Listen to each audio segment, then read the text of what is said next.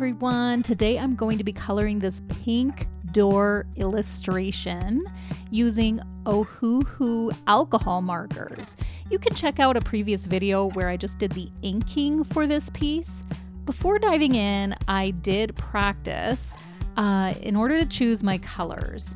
And I highly recommend keeping a few color journals for your artwork. This one is dedicated to alcohol markers because you know they bleed through the paper.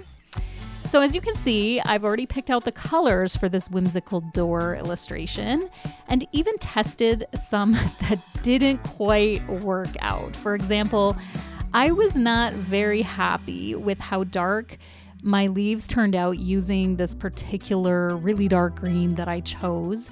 And so I'll be making adjustments in the video you're about to see. When you watch me color, it'll mostly be time-lapse with music and a little bit of voiceover here and there, maybe, to guide you through the process if you're interested in illustrating this and joining me.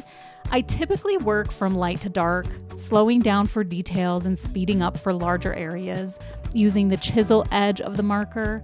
My focus today is creating depth and shadow without overthinking it. This is meant to be a quick render, so I'm intentionally avoiding getting too stuck or fixated on one spot. I make myself continually move forward. So that's the plan as I color. You might see me move from the foreground to the background, darken certain areas, or just basically hop around the page. That's how I roll when I'm coloring, kind of like dancing with markers. So let's get started and do this.